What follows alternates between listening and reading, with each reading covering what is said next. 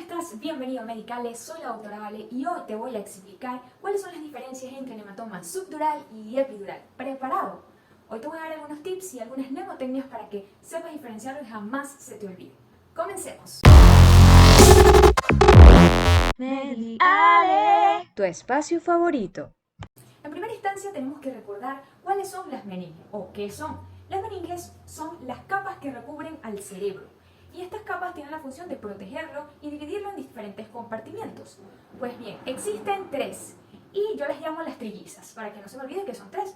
Cada uno tiene un nombre y vamos a empezar desde la que está más cerquita de la masa encefálica, la que está más adentro. Ella funciona como un piso. De las tres es como el piso de las tres y por eso se llama pía madre. De forma intermedia está una red de vasos que son como telarañas que se llaman aracnoides. Y se llama aracnoides porque es como araña, las arañas producen telaraña y bueno, de ahí su nombre para que jamás lo olvides.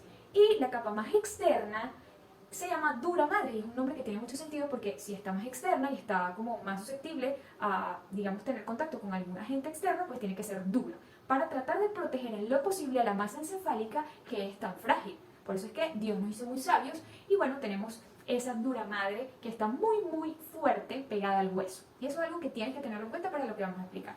Pues bien, estas capas recubren el cerebro, pero el cerebro no se encuentra pegadito a ella, sino que él está flotando en un líquido que se llama líquido cefalorraquídeo, que le permite tener ciertos deslizamientos ante movimientos bruscos de la cabeza, porque sabemos que nosotros cuando nos movemos también pues se mueve nuestra masa encefálica, porque obviamente nuestro cerebro está atajado, está fijado gracias a la médula espiral, entonces no es que nos movemos y él va a chocar con todo, sino que él tiene ciertos movimientos.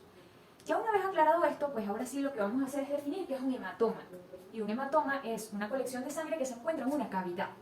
Ese hematoma en el cerebro puede estar localizado entre las distintas capas que acabamos de mencionar. Y de ahí le vamos a poner un apellido a ese hematoma. Ya sea que se encuentre por debajo de la dura madre, sería subdural, sub es por debajo, dural es dura madre, o que se encuentre por encima de esta. Y algo que está por encima es epi, entonces epidural. Pues bien, vamos a comenzar primero caracterizando el hematoma subdural y posteriormente lo comparamos con el epidural. Yo les voy a poner un prototipo de paciente para el hematoma subdural y va a ser el abuelo Juan. El abuelo Juan es un abuelito que él un día sufrió una arritmia cardíaca, una fibrilación auricular, fue a su médico y le mandó un anticoagulante permanente. Este abuelito todavía es independiente para sus actividades básicas, él se fue a bañar un día y resulta ser que como tenía cataratas no vio bien dónde pisaba, se resbaló y digamos que pegó la frente y la región temporal, o sea la región frontotemporal contra el suelo. Así pues se dio un traumatismo y se le hizo un hematoma subdural. Entonces vamos a ir rellenando aquí que la localización más frecuente es donde se la vio el abuelo Juan. Región frontotemporal. Pues bien, ¿qué estaba pasando en el cerebro del abuelo Juan cuando él se dio este traumatismo?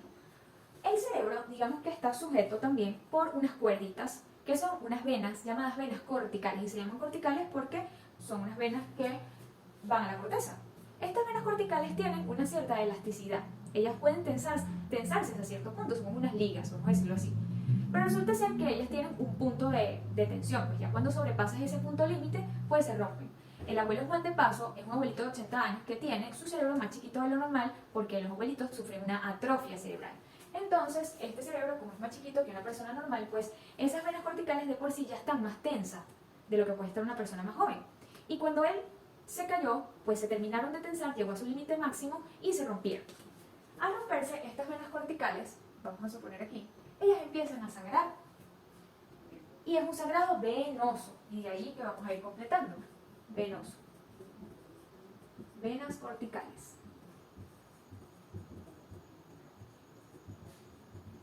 Pues bien, una vez que esta sangre comienza a depositarse aquí, digamos de esta manera, esto se empieza a llenar de sangre. Si ustedes se fijan, esta que está aquí es la sutura sagital y a medida que este hematoma va creciendo, pues estas suturas no son respetadas, ¿verdad? Pasa la sutura. Entonces, ¿respeta sutura? No las respeta, Y por lo tanto, y vemos cómo va el sangrado, ¿qué forma tiene ese coágulo? tiene una forma semilunar. Porque ustedes ven que el hematoma va así, pues. Tiene esta forma semilunar. Esta forma semilunar la vamos a ver en las tomografías, en los estudios de imágenes que nosotros le vamos a mandar cuando nos llegue el abuelo Juan en la emergencia. Y hay personas que dicen que esa forma de semiluna se parece a un plátano o a una banana, pero la verdad, a mí nunca se me conecta lo que es subdural con banana. O sea, no he encontrado manera y se me confundía con el epidural. Entonces yo encontré una forma para no olvidarme. Y se las voy a compartir. Vamos a dibujarlo aquí. Vamos a suponer que este es mi cerebro, esta es la línea media. Y este es el cerebro del abuelo Juan. Entonces, yo voy a hacer una S, y al hacer una S, que es como una muñeca con cabello, se lo voy a hacer de los dos lados para que lo puedan ver en los dos lados. Todo esto que está acá va a ser mi hematoma subdural. Una muñeca con cabello. Claro, si lo vemos solamente de este lado, pues se verá así. Si lo vemos solamente de este lado, se verá así. Y si lo vemos en los dos, pues así como está la imagen. De esta forma yo sé que si tiene forma de S, de semiluna, entonces es subdural. Pero de esta manera es que yo me acuerdo. Pues bien, vamos a seguir completando. Forma del coágulo en semiluna. Le voy a poner aquí muñeca con cabello. ¿Ok? Cuando es bilateral, ojo. Si es unilateral, pues obviamente solamente un lado del cabello. Resulta ser que esta sangre, como pueden ver, va a contactar directamente con la corteza, porque son venas que conectan directamente a la corteza. Y la sangre es irritativa para el cerebro. Igual que en el EBC, o en el ACV, como le dicen algunos, cuando la sangre contacta, pues produce un vasospasmo. Bueno, es así igualito, es irritativa. Y eso va a producir una alteración del estado de la conciencia, incluso pudiera el paciente convulsionar. Pero más que todo, el paciente va a estar estupuroso desde el inicio. O sea, el abuelo Juan se cayó y empezó a tener alteración del estado de la conciencia. Se puso somnoliento, llegó estupuroso desde el inicio. Y es muy importante, y repito, desde el inicio. Ok. Entonces empieza a haber una lesión del parénquima que es por contacto directo de la sangre y esa lesión va a ser mucho mayor que en el hematoma epidural. Es mayor y es por contacto, y se los voy a anotar aquí, contacto de la sangre con el cerebro. La clínica, ya lo hemos dicho, alteración del estado de conciencia desde el inicio. Es decir, al abuelo Juan no le va a llegar a echar el cuento, se lo va a echar un familiar porque tiene alteración del estado de conciencia. En vista de esto, tenemos que actuar rápidamente, porque el cerebro sabemos que es un espacio que está muy reducido, y si ese hematoma sigue creciendo, porque se va acumulando más sangre, él va a ir comprimiendo las estructuras cerebrales hasta llegar a un punto en el que el abuelo haga una herniación uncal. Y eso quiere decir que el uncus aprisiona al tronco encefálico y ahí está el centro respiratorio y el paciente fallece. Entonces hay que hacer una craniotomía urgente, es decir, cortar un pedazo de cráneo para descomprimir y aspirar ese coágulo. Craniotomía urgente. ¿Cuál es la mortalidad? Se dice que mayor o igual al 50%, es decir, bueno, no es muy buena que se diga. Ahora, ¿qué pasa con el hematoma epidural? Pues bien, epidural, por encima de la dura madre. Entonces vamos a empezar a irnos por acá. Pero así como tenemos un prototipo en el hematoma subdural, que es el abuelo Juan, aquí vamos a tener a nuestro amigo Luis. Nuestro amigo Luis, el que es pavo, que anda con la motocicleta, y bueno, que a veces es un poco rebelde y no quiere usar casco porque qué fastidio, le molesta. Un día Luis fue a hacer una diligencia y bueno, impactó con un automóvil y lamentablemente pues salió volando de la moto e impactó contra el asfalto. Y como no tenía casco, pues tuvo un traumatismo craneoencefálico en región temporal.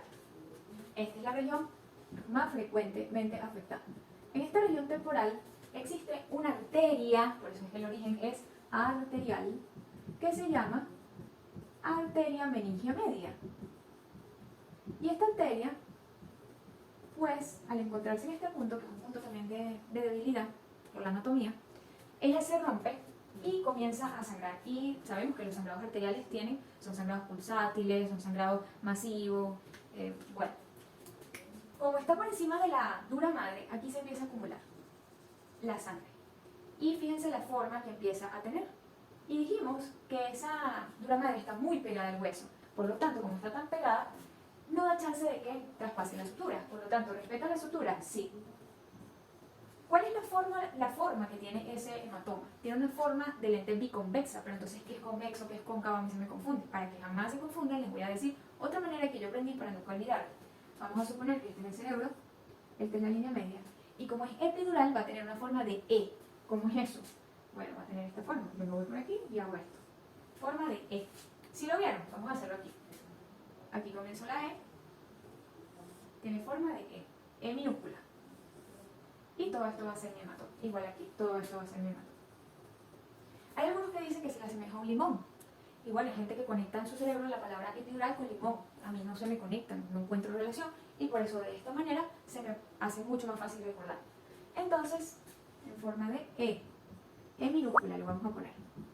O en forma de limón, o Lima en su país, o en forma de lente biconvexa. Se lesiona el parénquima. Aquí la sangre entra en contacto también directo con la corteza, ¿no? Porque yo tengo otras capas meningias por debajo de la aura madre. Y además, es que este sangrado fue por encima de la aura madre. Así que no hay un daño por contacto directo, pero sí por compresión. Es decir, se va a lesionar también parénquima, es menor que en el subdural, pero no es por contacto de la sangre con el cerebro, sino por compresión. ¿Por qué por compresión? Es que aquí no hay chance de que traspase suturas ni nada. Aquí esto va creciendo a alta presión y va empujando y también va a herniar al paciente, pero de forma más tardía que en comparación con el abuelo Juan. Entonces hay lesión menor, de paso esta lesión se va a ver un poco más tardía. ¿Cuál es la clínica? Entonces les cuento. Bueno, nuestro amigo Luis lamentablemente salió volando de la moto, impactó contra el pavimento, llegaron personas que vieron este evento y le preguntaron: chico, ¿estás bien? Mira, ¿estás bien? Y se para Luis y dice: sí, estoy bien, no me pasó nada, no respondes, estoy chévere. Y bueno, todo el mundo cree que Luis está bien, pero a los 45 minutos Luis cae al suelo. Y le vuelven a preguntar: ¿estás bien? ¿Estás bien? Y Luis no responde. ¿Por qué? Porque en un inicio el sangrado no es tan cuantioso y no ha comprimido la masa encefálica como para ocasionar esa alteración de la conciencia. Pero luego de 45 minutos aproximadamente eso va a ocurrir. Entonces, después del traumatismo craneoencefálico, lo que va a ocurrir es que hay un intervalo de lucidez. Y luego de ese intervalo de lucidez que va a haber alteración de la conciencia. ¿Ok? ¿Qué vamos a hacer con Luis? Vamos a hacerle una craniotomía urgente también. ¿Por qué? Porque tenemos que descomprimir. Recuerden que el cerebro de Luis no está atrófico porque Luis es joven. Entonces hay menos espacio como para aguantar un hematoma. O sea, como que está viendo un espacio adicional que está comprimiendo y no hay espacio porque no está chiquito el cerebro es de un tamaño normal. Entonces, esta craniotomía debe ser también urgente. Pero lo bueno es que tiene una menor mortalidad. Una mortalidad entre 15 y un 30%. De esta manera creo que es fácil de entender, no se les va a olvidar. Recuerden los tips, las mnemotecnias y los prototipos. El abuelo Juan y nuestro amigo Luis joven, que es un poco rebelde y que a veces sale sin casco. Así que bueno, nada, espero que te sirva, compártelo con todo aquel que tú creas que le será de utilidad la información. Y recuerda suscribirte, me ayudarías mucho y además disfrutarías de otros videos que voy a colgar con este tipo de dinámicas con la pizarra y otros videos que hago en computadora. Así que bueno, nada, se despide con cariño la doctora Ale. Chao, chao. Mediale, tu espacio favorito.